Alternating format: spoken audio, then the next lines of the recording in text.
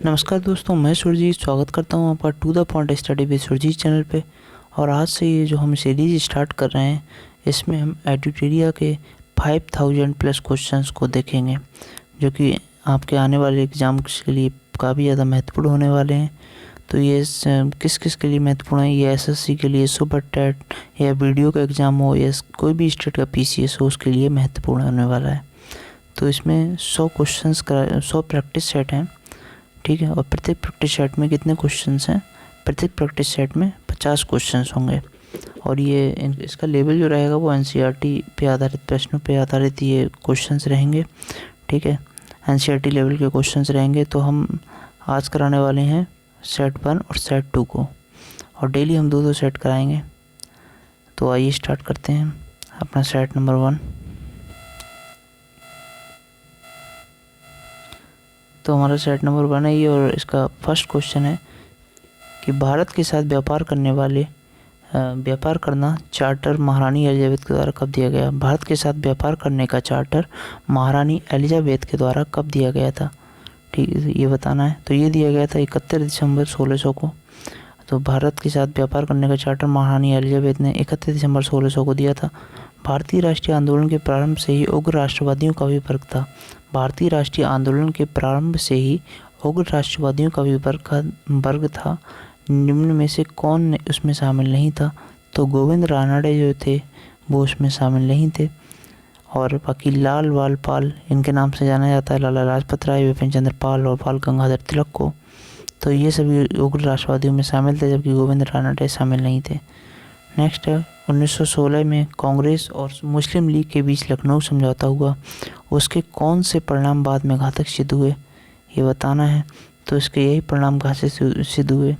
इसका ऑप्शन होगा option C, कि कांग्रेस के द्वारा मुस्लिम लीग के प्रति संतुष्टिकरण की नीति का आरंभ किया गया।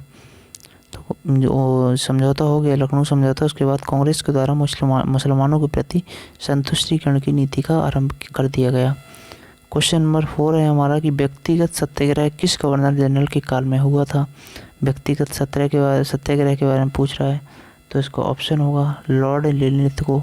तो लॉर्ड लिनलिथगो के टाइम में व्यक्तिगत सत्याग्रह हुआ था। क्वेश्चन नंबर 5 है भारतीय राष्ट्रीय कांग्रेस की पूर्ववर्ती संस्थाओं में सबसे पहली और प्रमुख संस्था थी। तो सबसे पहली और प्रमुख संस्था कौन सी थी? तो वो थी ब्रिटिश इंडिया एसोसिएशन। कौन सी थी? ब्रिटिश इंडिया एसोसिएशन, ठीक है। Option number C. नेक्स्ट देखेंगे क्वेश्चन नंबर 6 है। तो क्वेश्चन नंबर 6 क्या होगा कि साइमन कमीशन की सिफारिशों के संदर्भ में निम्नलिखित में से कौन सा एक कथन सही है? ये बताना है। तो इसका ऑप्शन होगा सी, इसने केंद्र में द्विसदन विधायिका के उन्मूलन का सुझाव दिया। साइमन कमीशन की सिफारिशों के संदर्भ में ये कथन सही है कि इसने केंद्र में द्विसदन विधायिका के उन्मूलन का सुझाव दिया। क्वेश्चन नंबर 7 देखेंगे Dadabhai Naoroji British House of Commons के लिए चुने जाने वाले पहले भारतीय थे। जो दादा भाई नौरोजी थे वो ब्रिटिश हाउस ऑफ कॉमन्स के लिए चुने जाने वाले पहले भारतीय थे। उन्होंने किस पार्टी के टिकट पर चुनाव जीता था? तो उन्होंने ये चुनाव जीता था लिबरल पार्टी के टिकट पे। क्वेश्चन नंबर 8 है भारत पर हुड़ों का प्रथम आक्रमण किस शासक के समय में हुआ था? जो भारत पे हुड़ों का प्रथम आक्रमण हुआ था वो किस शासक के समय में हुआ था? ये बताना है। तो ये हुआ था स्कंदगुप्त के समय में, ठीक है। तो नेक्स्ट हमारा क्वेश्चन नंबर 9 देखेंगे। क्वेश्चन नंबर 9 है कि ऐहोल अभिलेख किस शासक से संबंधित है? जो ऐहोल अभिलेख है वो किस शासक से संबंधित है? तो वो पुलकेशिन द्वितीय से संबंधित है। किससे संबंधित है? पुलकेशिन द्वितीय से संबंधित। सत्यमेव जयते जो है वो किस उपनिषद से लिया गया है? वो लिया गया है मुंडको उपनिषद से। Option number D. Question number 11 है महावस्तु महात्मा बुद्ध का जीवन वृत्तांत है, इसका संबंध किससे है? तो महावस्तु का संबंध है महायान से, ठीक है। तो महावस्तु महायान ऐसे याद रखो। क्वेश्चन नंबर 12 है, क्या है क्वेश्चन नंबर 12 कि अकबर द्वारा बनाया गया उपासना भवन, इसका नाम क्या था? तो उपासना भवन का नाम था इबादत खाना, यानी पूजा करने का स्थल। ये अकबर ने बनवाया था। इसका ऑप्शन नंबर सी सही हो गया। तो क्वेश्चन नंबर 13 है कि सुप्रसिद्ध संगीतकार तानसेन और बैजू बावरा किसके शासनकाल में सुविख्यात थे? सुप्रसिद्ध संगीतकार तानसेन और बैजू बावरा किसके शासनकाल में सुविख्यात थे? तो ये व्यक्ति सुविख्यात थे अकबर के शासनकाल में। तो ये भी पूछा जा सकता है कि तानसेन और बैजू बावरा जो थे वो कौन थे? वो संगीतकार थे और किसके शासनकाल में विख्यात थे? तो अकबर के शासनकाल में विख्यात थे। नेक्स्ट देखेंगे न्यू कैसल पोर्ट जो दुनिया का सबसे बड़ा कोयला निर्यात बंदरगाह है। कौन सा? न्यू कैसल पोर्ट दुनिया का सबसे बड़ा कोयला निर्यात का बंदरगाह है। तो ये कहाँ पे है? तो ये है ऑस्ट्रेलिया में। ठीक है। नेक्स्ट है क्वेश्चन नंबर 15, देशांतर रेखाओं के संबंध में कौन सही है? तो ये क्वेश्चन ऑप्शन इसका डी सही है कि देशांतर के मध्य जो सर्वाधिक दूरी होती है वो कहाँ पे होती है? वो होती है विषुवत रेखा पे। यानी ये हमारी हो गई पृथ्वी और इसका ये जो विषुवत रेखा है यहाँ पे देशांतरों के मध्य सर्वाधिक दूरी पाई जाती है। क्वेश्चन नंबर 16 है कि उत्तर से शुरू कर दक्षिण की ओर नीचे दिए गई पहाड़ियों का क्रम बताना है। तो सबसे ऊपर आती है नल्ला मलाई, उसके नीचे आती है जावादी, नेक्स्ट है फिर नीलगिरी और सबसे लास्ट में आती है साउथ में अन्नामलाई। ठीक है। तो इसका क्वेश्चन नंबर 16 का हो जाएगा सी ऑप्शन सही हो जाएगा। नेक्स्ट देखेंगे 17 नंबर, निम्नलिखित में से कौन सी नदी अपने मार्ग को बदलने के लिए प्रख्यात है या कुख्यात है? तो ये रिवर है आपकी कोसी नदी। और बंगाल का शोक किसे कहा जाता है? ये आप कमेंट करके बताना। कोसी नदी को बिहार का शोक भी कहा जाता है। ठीक है। तो क्वेश्चन ये 17 क्वेश्चन हो गए हमारे। नेक्स्ट देखेंगे क्वेश्चन नंबर 18। तो क्वेश्चन नंबर 18 है कि किस मृदा प्रारूप में लोहे की अतिरिक्त मात्रा होने के कारण अनुप्रक हो जाती है? किस मृदा प्रारूप में लोहे की अगर मात्रा अधिक हो जाए तो वह अनुप्रक हो जाती है? तो ये आपकी मृदा है 18 का सी, लैटेराइट मृदा। नेक्स्ट है कि प्रकाश के संबंध में कौन सा कथन सत्य है? प्रकाश के संबंध में बताना है। तो क्या है प्रकाश के संबंध में कथन सत्य, ये बताना है हमको। तो प्रकाश एक विद्युत चुंबकीय तरंग है, ये भी सही है। ये एक कण प्रकृति है, ये भी सही है। ये ऊर्जा का एक रूप है, ये भी सही है। यानी 19 का ऑप्शन होगा हमारा डी। ठीक है। फिर क्वेश्चन नंबर 20 है कि बायोगैस संयंत्र में निम्नलिखित में से कौन सी प्रक्रिया होती है? तो बायोगैस संयंत्र में कौन सी प्रक्रिया होती है? ये होती है किण्वन। ठीक है। नेक्स्ट देखेंगे कि एक वर्ग में अगर ऊपर से नीचे की ओर आते हैं तो परमाणु के आकार क्या होता है? इसमें क्या परिवर्तन होता है परमाणु के आकार में? तो ये परमाणु का आकार बढ़ता है। ठीक है। नेक्स्ट देखेंगे क्वेश्चन नंबर 22, वायुमंडल में प्रकाश की विसरण का क्या कारण है? जो वायुमंडल में प्रकाश फैलता है इसका क्या कारण है? तो इसका कारण है धूल कण। जो धूल के कण हैं इनकी वजह से इनसे टकराता है प्रकाश और फिर उसके बाद वायुमंडल में फैलता है। आप मुझे कमेंट करके ये बताइए कि जो प्रकाश सूर्य से आता है पृथ्वी तक प्रकाश की किरण, तो उसको आने में कितना समय लगता है? ठीक है। क्वेश्चन नंबर 23 है कि किसी भी यौगिकों का ऑक्सीकरण संख्या क्या होती है? तो ये होती है 0। क्यों होती है 0? क्योंकि जितने पॉजिटिव चार्ज होता है उसमें उतना ही नेगेटिव होता है, तो ये बैलेंस हो जाता है, इसलिए ऑक्सीकरण संख्या क्या होती है इसकी 0। क्वेश्चन नंबर 24 है कि सर्प विस्रोधी सुई किस तत्व का यौगिक है? सर्प विस्रोधी सुई जो है वो किस तत्व का एक यौगिक है? तो इसका ऑप्शन 24 का होगा स्वर्ण यौगिक। कौन सा? इसका ऑप्शन क्या होगा? स्वर्ण यौगिक। क्वेश्चन नंबर 25 है कि दाब का विमीय सूत्र क्या होगा? तो दाब का विमीय सूत्र होगा ml-1 t-2। क्या होगा? ml-1 t-2। ये होगा दाब का विमीय सूत्र। तो 25 का ऑप्शन हो जाएगा हमारा राइट आंसर, वो हो जाएगा बी। नेक्स्ट देखेंगे जैव सेल क्या है? तो जैव सेल क्या है ये बताना है। तो क्वेश्चन नंबर 26 है, जैव सेल का उत्तर हो जाएगा हमारा कोयला। नेक्स्ट है याददाश्त का संबंध मस्तिष्क के किस भाग से है? तो मस्तिष्क के सेरेब्रम जो होता है यहाँ पे हमारी मेमोरी रहती है, तो सेरेब्रम से याददाश्त का संबंध है। क्वेश्चन नंबर 28 है कि एक जीवाश्म पक्षी का नाम बताएं जो एक पक्षी की तरह तो दिखता है लेकिन इसकी सरीसृप के जैसी अन्य विशेषताएं होती हैं। दिखता पक्षी की तरह है जबकि इसकी विशेषताएं सरीसृप जैसी होती हैं। तो इसका ऑप्शन नंबर हो गया बी 28 का, आर्क्योप्टेरिक्स इसको बोलते हैं। और नेक्स्ट है क्वेश्चन नंबर 29। ये 29 है कि मानव शरीर में सर्वाधिक मात्रा में पाया जाने वाला तत्व कौन सा है? तो मानव शरीर में सर्वाधिक मात्रा में पाया जाने वाला तत्व है ऑक्सीजन। कौन सा है? ऑक्सीजन। क्वेश्चन नंबर 30 है कि परिपथ के किन्हीं दो बिंदुओं के बीच विभवांतर मापने के लिए किस यंत्र का प्रयोग किया जाता है? तो वो यंत्र कौन सा है जिससे दो बिंदुओं के बीच विभवांतर मापा जाता है? तो वो यंत्र है वोल्ट मीटर। ठीक है, नेक्स्ट हम क्वेश्चन नंबर 31 देखेंगे।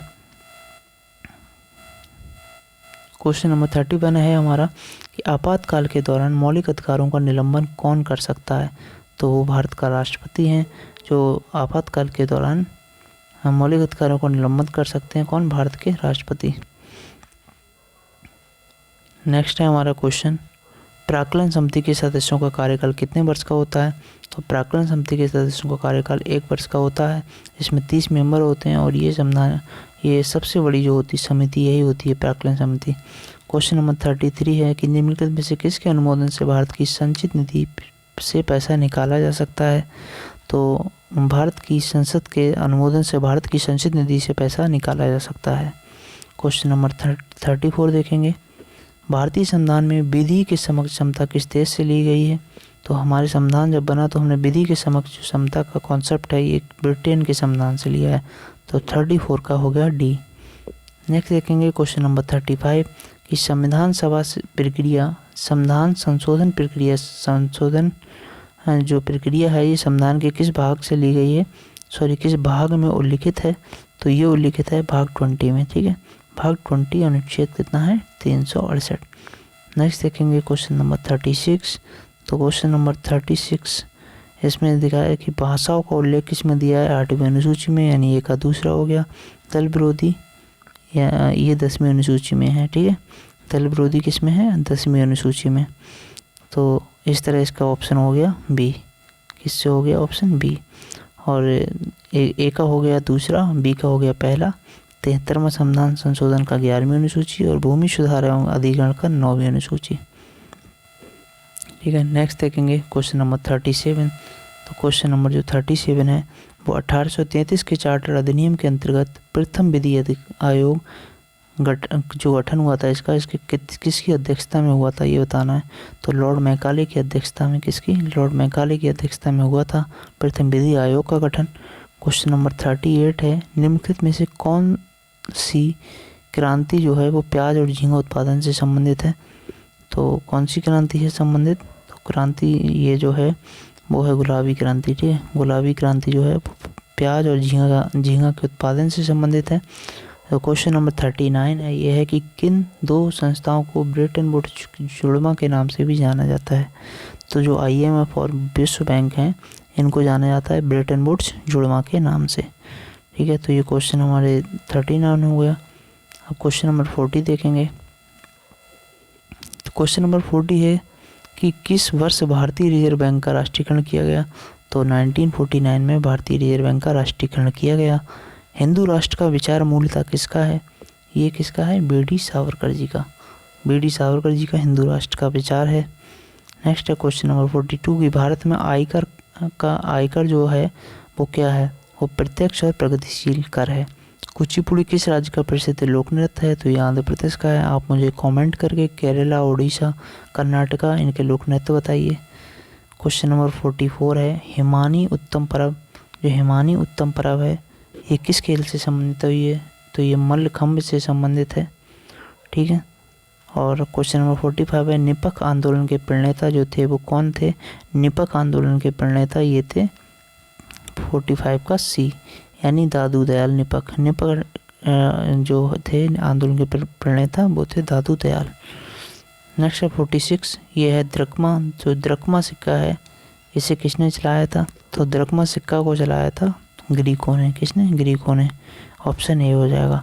नेक्स्ट है क्वेश्चन नंबर 47, बाढ़ के दौरान हर वर्ष एलुवियम का जमाव जो मिट्टी की उर्वरता को बढ़ाता है। ठीक है, बाढ़ के दौरान हर वर्ष एलुवियम का जमाव हो जाता है जिससे मिट्टी की उर्वरता बढ़ जाती है। तो इस मृदा को क्या कहा जाता है? इस मृदा को कहा जाता है खादर। ठीक है, क्या कहा जाता है? खादर। 47 का ए। नेक्स्ट है 48, वह समुद्री सीमा जहाँ तापमान तेज़ी से कम होता है। वह समुद्री सीमा जहाँ तापमान तेज़ी से कम हो रहा है, यानी तापमान इसका डेक्लाइन हो रहा है, तो इसको कहेंगे थर्मो डेक्लाइन। 48 का ये हो जाएगा सी, यानी थर्मो प्लस डेक्लाइन। ठीक है, ताप का कम होना। और क्वेश्चन नंबर 49 है, बेसल मापदंड किससे संबंधित हैं? तो ये 49 का ए हो जाएगा। ये बैंकिंग क्षेत्र से संबंधित हैं। बैंकिंग क्षेत्र में सुधार करने के लिए बेसल मापदंडों को लाया गया था। क्वेश्चन नंबर 50 है, इंग्लैंड में पहली बार औद्योगिक क्रांति शब्द का प्रयोग किसने किया? तो वो किया था अर्नल्ड टॉयम्बे ने। तो इंग्लिश में पहली बार औद्योगिक क्रांति शब्द का प्रयोग किसने किया था? इंडस्ट्रियल रेवोल्यूशन का प्रयोग किया था अर्नल्ड टॉयम्बे ने। तो ये हमारे सेट नंबर 1 के 50 क्वेश्चन हो गए, फटाफट हमने देख लिए हैं। ठीक है, तो इसके बाद में हर सेट के बाद में ये कुछ स्मरणीयता तिथि हुए हैं, इनको देखते चलेंगे हम साथ में। तो ये है पहला क्वेश्चन कि भारत में मानव का जो भारत में सर्वप्रथम साक्ष्य था वो कहाँ से प्राप्त हुआ है? वो नर्मदा घाटी से प्राप्त हुआ है। सर्वप्रथम प्राचीनतम स्थायी जीवन के प्रमाण कहाँ से मिले हैं? मेहरगढ़ से। एक ही कब्र से 3 मानव कंकाल के अवशेष मिले हैं दमदमा से। तीनों का दम घुट गया, ऐसे याद रख सकते हैं। और गर्त आवास के साक्ष्य प्राप्त हुए हैं बुर्जहोम से। मानव के साथ कुत्ते को दफनाने के साक्ष्य कहाँ से हुए हैं? बुर्जहोम से। और जोता हुआ खेत का साक्ष्य कहाँ से प्राप्त हुआ है? वो हुआ है कोलंबिया से। जोता हुआ खेत कालीबंगा। अग्निकुंड का साक्ष्य प्राप्त हुआ है कालीबंगा एवं लोथल से। और युग्म समाधियों का प्रमाण हमें प्राप्त हुआ है कालीबंगा एवं लोथल से। तो कालीबंगा से आप देख रहे हैं हमें 3 चीज़ें प्राप्त हो रही है, एक तो जोता हुआ खेत का साक्ष्य, दूसरा अग्निकुंड, तीसरा युग्म समाधियों का प्रमाण। नेक्स्ट है क्वेश्चन नंबर ये नक्काशीदार ईंटों का प्रयोग का साक्ष्य कहाँ से प्राप्त हुआ है? नक्काशीदार ईंटों का प्रयोग का साक्ष्य कालीबंगा से प्राप्त हुआ है। नर्तकी की कांस्य मूर्तियों का साक्ष्य हमें प्राप्त हुआ है मोहनजोदड़ो से। और पैट में क्वेश्चन पूछा गया था कि जो नर्तकी की कांस्य मूर्ति है इस पे किस चीज़ का लेप दर्शाया गया है? तो वो बताना है आपको, कमेंट करके उत्तर देना है। नेक्स्ट है, शवों को दफनाने की प्रथा का प्रचलन हड़प्पा में मिलता है हमें। और शवों को जलाने का हमें मिलता है मोहनजोदड़ो में। ठीक है, जैसे ऐसे याद रख सकते हैं, जहाज से जलाना और जहाज से मोहनजोदड़ो। ठीक है, 3 मुख वाले देवता की मूर्ति प्राप्त हुई है कहाँ से? 3 मुख वाले देवता की मूर्ति प्राप्त हुई है मोहनजोदड़ो से। और मिट्टी द्वारा निर्मित हल का साक्ष्य जो प्राप्त हुआ है वो कहाँ से प्राप्त हुआ है? बनावली से। ठीक है, नेक्स्ट देखेंगे, उन्नत जल प्रबंधन का साक्ष्य हमें प्राप्त हुआ है कहाँ से? धौलावीरा से। और शैलकृत स्थापत्य के प्राचीनतम प्रमाण प्राप्त हुए हैं धौलावीरा से। और वैसा हड़प्पाकालीन स्थल जो 3 भागों में विभक्त है वो कौन सा है? धौलावीरा। ठीक है, तो ये 3 चीज़ें धौलावीरा से हमें मिल रही हैं, उन्नत जल प्रबंधन, शैलकृत स्थापत्य के प्राचीनतम प्रमाण और वैसा हड़प्पाकालीन स्थल जो 3 भागों में विभक्त है। नेक्स्ट देखेंगे, कृषि का प्रथम साक्ष्य हमें प्राप्त हुआ मेहरगढ़ से। और चावल का प्राचीनतम साक्ष्य हमें मिला है कोल्डीवा से। ठीक है, कोल्डीवा से चावल। और कृषि का प्राचीनतम साक्ष्य मेहरगढ़। अग्नि का आविष्कार कहाँ से हुआ है? पुरापाषाण काल में हुआ है ये। और पहिए का आविष्कार नवपाषाण काल में। तो इसे ऐसे याद रख सकते हैं कि पहले आग जलाना सीखा था तभी गाड़ी चलाना सीखी। ठीक है, तो फर्स्ट प्रायोरिटी हमारी आग जलाना है और नेक्स्ट तभी तो कार में बैठोगे यार, तभी तो पहिए वाली गाड़ी आएगी। नेक्स्ट है, मानव के द्वारा सर्वप्रथम प्रयुक्त अनाज था जौ या यव। मानव के द्वारा सर्वप्रथम प्रयोग में लाया गया धातु था तांबा। राष्ट्रीय मानव संग्रहालय स्थित है कहाँ स्थित है? ये भोपाल में। और नेक्स्ट, सिंधु सभ्यता के प्रमुख बंदरगाह कौन कौन से हैं? वो हैं लोथल एवं सुतकोटा। और हड़प्पा एवं मोहनजोदड़ो को संयुक्त या जुड़वा राजधानी किसने कहा है? वो कही है पिक्कट महोदय जी ने। तो ये हमारे सेट 1 कंप्लीट हो गया। अब हम सेट 2 देखेंगे। तो ये हमारा स्टार्ट हो रहा है सेट 2। तो एक दिन में हम 2 सेट देखा करेंगे।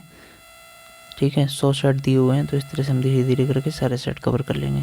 तो सेट 2 का क्वेश्चन नंबर 1 क्या है? क्वेश्चन नंबर 1 है कि कौन सा मूल अधिकार केवल भारतीय नागरिकों को ही प्राप्त है? तो कौन सा मूल अधिकार ऐसा है जो भारतीय नागरिकों को केवल प्राप्त है, ये बताना है हमें।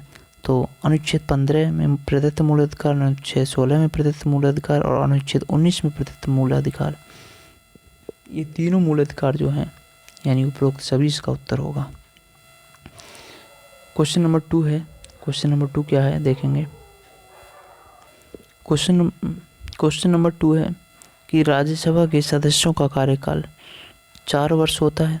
राज्यसभा सदस्य के लिए कम से कम 35 वर्ष आयु होनी चाहिए। और राज्यसभा स्थायी सदन है लेकिन इसके 1/4 सदस्य प्रतिवर्ष प्रति दूसरे वर्ष पद मुक्त हो जाते हैं, ये बताना है। और ये बताना है इसमें कौन सा कथन गलत है। ठीक है, तो ये चारों जो तीनों ही कथन है ये तीनों ही गलत हैं, क्योंकि 4 वर्ष की जगह यहाँ 6 वर्ष होगा। कितने वर्ष होती है राज्यसभा के सदस्यों का कार्यकाल? 6 वर्ष। 35 वर्ष की जगह यहाँ पे 30 वर्ष होगा। और स्थायी सदन है ये सही है, लेकिन 1/3 नहीं, वो सॉरी 1/4 नहीं, 1/3 प्रति दूसरे वर्ष पर मुक्त हो जाते हैं।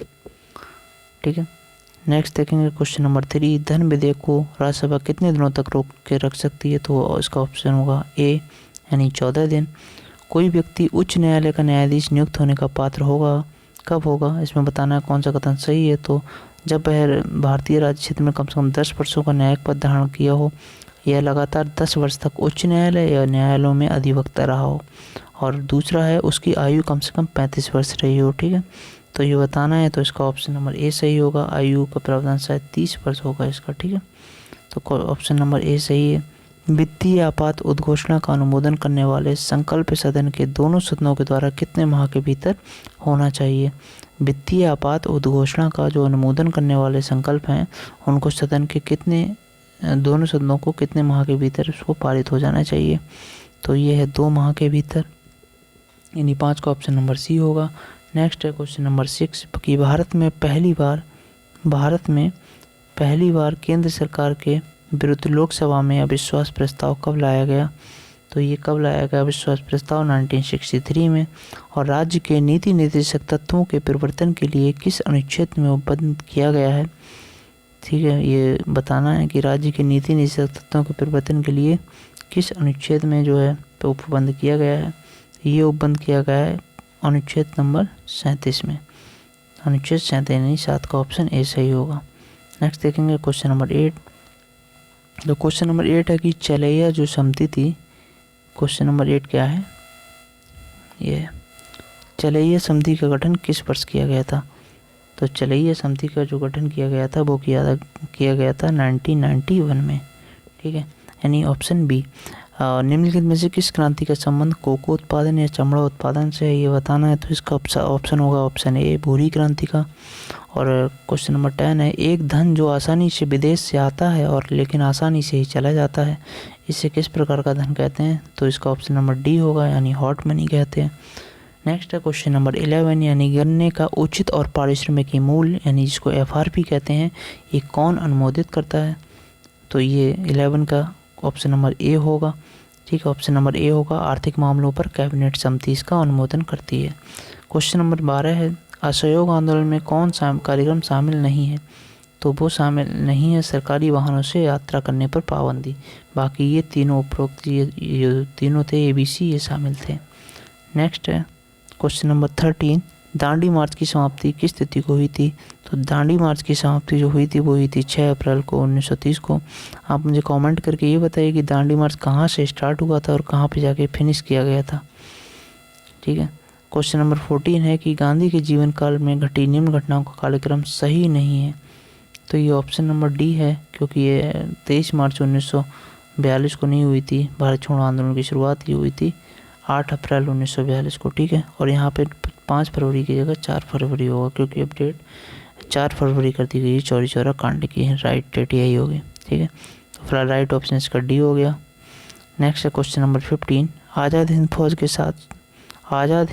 साथ सुभाष चंद्र बोस ने सिंगापुर में स्वतंत्र भारत की अस्थायी सरकार का गठन कब किया?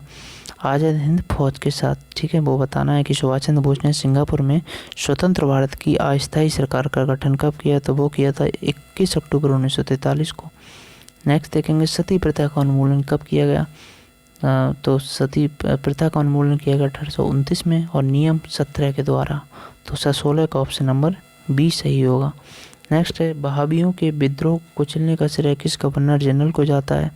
तो वो जाता है आपके क्वेश्चन लॉर्ड एल्गिन प्रथम को। ठीक है, अब नेक्स्ट देखेंगे क्वेश्चन नंबर 18। तो क्वेश्चन नंबर 18 है कि त्रिपक्षीय संघर्ष में कौन राजवंश शामिल नहीं था? तो ये पल्लव जो थे वो शामिल नहीं थे, बाकी पाल, राष्ट्रकूट और प्रतिहार ये तीनों त्रिपक्षीय संघर्ष में शामिल थे। और नेक्स्ट है क्वेश्चन नंबर 19। क्वेश्चन नंबर 19 है सिंधु घाटी सभ्यता के अंतर्गत शवों को दफनाने के लिए जो अवशेष मिले हैं, इन शवों में सिर की दिशा किस दिशा में थी? तो सिर जो थे वो ऑप्शन ए सही होगा, इसका उत्तर में लगा रखे जाते थे, जबकि जो पैर थे वो दक्षिण में रखे जाते थे, ठीक है। तो उत्तर से दक्षिण इनको जो सब थे उनको सुलाया जाता था। नेक्स्ट है क्वेश्चन नंबर 20। क्वेश्चन नंबर 20 है कि किस बौद्ध संगीति में बौद्ध धर्म का 2 संप्रदायों में विभाजन हो गया था। तो कौन सी संगीति में हुआ था? बी का ऑप्शन डी सही होगा, चतुर्थ संगीति में, ठीक है। क्वेश्चन नंबर 21 है महावीर स्वामी को किस नदी के तट पर कैवल्य की प्राप्ति हुई थी। महावीर स्वामी को कैवल्य की प्राप्ति जो हुई थी वो हुई थी ऋजुपालका नदी के तट पे। आप कमेंट करके बताइए कि महात्मा बुद्ध को किस नदी के तट पे कैवल्य की प्राप्ति हुई थी। अब क्वेश्चन नंबर 22 है आजीविका संप्रदाय के संस्थापक निम्न में से कौन थे। जो आजीविक संप्रदाय था उसके संस्थापक निम्नलिखित में से कौन से थे। तो वो थे ऑप्शन सी मक्कलीपुत्र। नेक्स्ट है क्वेश्चन नंबर 23। किस मुगल शासक के शासनकाल को स्थापत्य कला का स्वर्णिम काल कहा जाता है, ठीक है। तो वो स्वर्णिम काल कहा जाता है, ऑप्शन नंबर सी होगा इसका, शाहजहाँ के काल को। नेक्स्ट है क्वेश्चन नंबर 24। मुगल काल में मुहत्तसिब कौन थे। तो मुहत्तसिब जो होते थे वो आचरण अधिकारी होते थे या फिर इसको नैतिक अधिकारी भी बोलते थे। तो क्वेश्चन नंबर 24 का डी होगा। दीवाने अर्ज जो होते थे वो किस विभाग से संबंधित था। तो वो सैन्य विभाग से संबंध उनका होता था दीवाने अर्ज का। तो ये 25 का सी हो गया। नेक्स्ट है 26 है कि बसावन व दसवंत किस शासक के दरबारी चित्रकार थे। बसावन और दसवंत किस शासक के दरबारी चित्रकार थे वो तो 26 का ये हो गया हमारा बी, ठीक है, अकबर के दरबारी चित्रकार थे। नेक्स्ट है क्वेश्चन नंबर 27। तो 27 का पूछा है कि कौन सा सुमेलित नहीं है। ये पूछा है सुमेलित कौन सा नहीं है, ये बताना है हमको। तो इसका ऑप्शन बी सुमेलित नहीं है। बाकी नरोरा उत्तर प्रदेश से सुमेलित है, काकरापार गुजरात से और तारापुर महाराष्ट्र से, ठीक है। क्वेश्चन नंबर 28 है 38वीं समांतर रेखा किन 2 देशों के मध्य स्थित है। तो जो 38वीं समांतर रेखा है वो ऑप्शन ए यानी उत्तर कोरिया एवं दक्षिण कोरिया के मध्य स्थित है। कमेंट करके बताना है कि उत्तर वियतनाम और दक्षिणी वियतनाम के मध्य कौन सी रेखा स्थित है। क्वेश्चन नंबर 29 है निम्नलिखित में से कौन एक अच्छे ईंधन का गुण नहीं है। अच्छे ईंधन का कौन सा गुण नहीं है ये बताना है। तो ऑप्शन इसका बी होगा। जो जलने पे ज़्यादा से ज़्यादा अवशिष्ट और हानिकारक गैसें उत्सर्जित करते हैं वो एक अच्छे ईंधन नहीं होते हैं। बाकी ऑप्शन ए सी डी ये तीनों सही हैं, मतलब ये तीनों एक अच्छे ईंधन होते हैं। तो राइट आंसर हो गया 29 का बी। क्वेश्चन नंबर 30 देखेंगे। क्वेश्चन नंबर 30 है इसका क्या है, ये बताना है कि कौन सा सूची को 1 को सूची 2 से सुमेलित करना है, ठीक है। तो ए का हो गया पहला विटामिन B7 का बालों को झड़ना से इससे संबंधित है, और विटामिन B12 संबंधित है जो प्रेरणासी या रक्तता होना, विटामिन के रक्त का थक्का जमना, और विटामिन ई बांझपन उत्पन्न होना, ठीक है। तो क्वेश्चन 30 का आंसर राइट आंसर हो गया ए। नेक्स्ट है क्वेश्चन नंबर 31। तारों के मध्य दूरी ज्ञात करने की जो इकाई है उसको क्या कहते हैं। तो तारों के मध्य दूरी ज्ञात करने की इकाई को कहते हैं गैलेक्टिक इकाई। क्या गैलेक्टिक इकाई। तो नेक्स्ट देखेंगे क्वेश्चन नंबर 32 है कि निम्नलिखित में से कौन सा रोग पुरुषों की तुलना में महिलाओं में बहुत कम मात्रा में पाया जाता है। कम पूछ रहा है तो बहुत कम मात्रा में पाया जाता है। 32 का ऑप्शन बी बढ़ान देता। नेक्स्ट होगा क्वेश्चन नंबर 33 कि हीमोग्लोबिन लाल रक्त कोशिकाओं के अंदर एक प्रोटीन है और ये निम्न में से किसको वहन करता है, ये बताना है आपको। तो इसका ऑप्शन होगा ए ऑक्सीजन को वहन करता है। क्वेश्चन नंबर 34 है कि किसी पदार्थ को एक अवस्था से दूसरी अवस्था में बिना तापमान में बदलाव के परिवर्तन के लिए आवश्यक ऊष्मा की मात्रा को क्या कहते हैं। तो उसको कहते हैं ऑप्शन डी गुप्त ऊष्मा, ठीक है। एक अवस्था से दूसरी अवस्था में बिना तापमान में बदलाव हुए अगर परिवर्तित हो रहा है ऊष्मा का तो वो गुप्त ऊष्मा के कारण होगा, यानी 34 का क्या हुआ ऑप्शन डी। क्वेश्चन 35 है कि निम्नलिखित कोशिका अंगों में से किस में न्यूक्लिक अम्ल नहीं पाया जाता है। किस में न्यूक्लिक अम्ल नहीं पाया जाता है, तो ये नहीं पाया जाता है जीव द्रव्य में, यानी 35 का ऑप्शन डी। और 36 होगा निम्नलिखित में से कौन सा विटामिन ए का अच्छा स्रोत नहीं है, ये पूछना नहीं है, ठीक है। तो जंतुओं के यकृत एवं गुर्दे जो होते हैं वो विटामिन ए के अच्छे स्रोत नहीं होते हैं। बाकी ए बी डी ये तीनों होते हैं।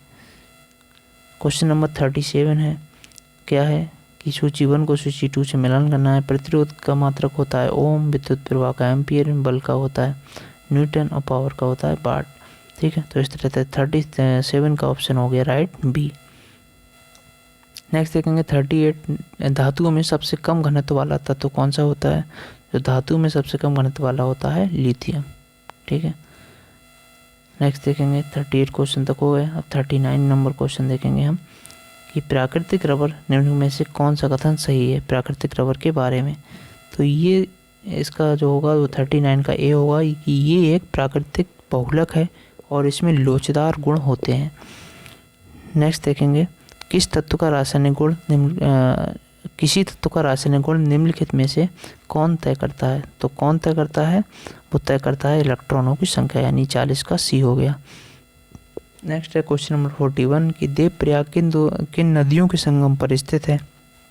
तो देवप्रयाग जो स्थित है वो भागीरथी और अलकनंदा इन नदियों के संगम पे स्थित है। ये भागीरथी आती है और अलकनंदा आती है, तो यहाँ पे बनता है देवप्रयाग।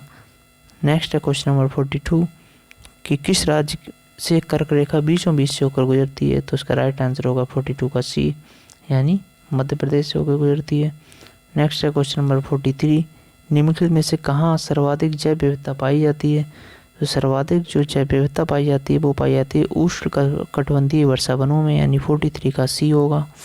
क्वेश्चन नंबर 44 है कि निम्नलिखित में से कौन सुमेलित नहीं है।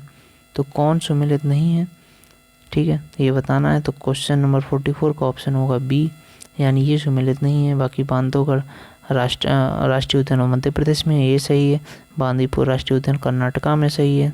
और सिमलीपाल राष्ट्रीय उद्यान ओडिशा में, ये भी सही है। तो रोहिला राष्ट्रीय उद्यान ये गुजरात में नहीं है, तो यही इसका राइट आंसर हुआ। क्वेश्चन नंबर 45 निम्नलिखित में से कौन शीत महासागरीय जलधारा नहीं है।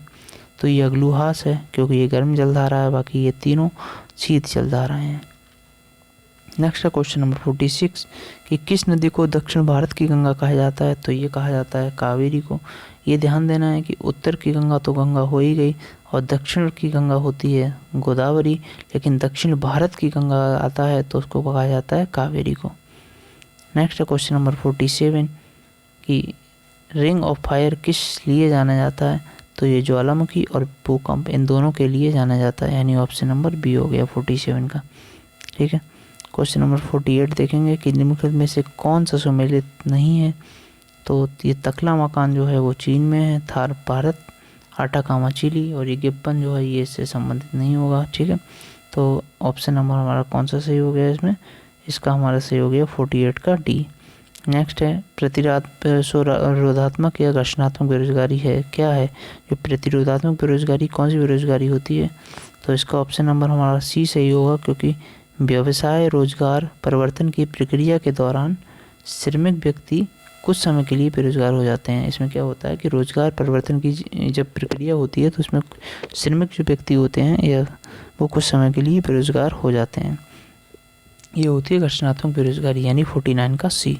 नेक्स्ट है 50 एमएसपी के बारे में बताना है, न्यूनतम समर्थन मूल्य के बारे में, कि कौन सभी कथन सही हैं या कौन सा कथन सही है बताना है। सही उत्तर चुने। तो 50 का जो ऑप्शन होगा वो होगा ऑप्शन सी, यानी 1 और 2 यानी दोनों सही हैं। कौन सा, न्यूनतम समर्थन मूल्य आर्थिक मामलों की मंत्रिमंडलीय समिति के द्वारा प्रस्तावित किए जाते हैं, ये भी सही है। और दूसरा ये भी सही, और दूसरा कौन सा, न्यूनतम समर्थन मूल्य कृषि लागत एवं मूल आयोग के द्वारा अनुमोदित किए जाते हैं, यानी 50 का ऑप्शन सी हो गया। तो ये हमने सेट 2 के भी 50 क्वेश्चन देख लिए। नेक्स्ट स्मरणीय तथ्य हैं, उनको भी देख लेंगे। तो पहला है प्रमुख दर्शन एवं उसके प्रवर्तक। तो योग के पतंजलि हैं, न्याय के गौतम हैं, सांख्य के कपिल हैं, चारवाक के चारवाक हैं और वैशेषिक के कणाद हैं। और जो पूर्व मीमांसा है उसके जैमिनी हैं और उत्तर मीमांसा के बादरायण हैं। उत्तर मीन्स किसी चीज़ का बाद ही होता है ना, पूर्व उत्तर, तो इसी तरह बादरायण। ठीक है, विभिन्न संप्रदाय एवं उसके संस्थापकों को देखेंगे। तो एक साइड संप्रदाय दिए हुए हैं और दूसरी साइड संस्थापक दिए हुए हैं।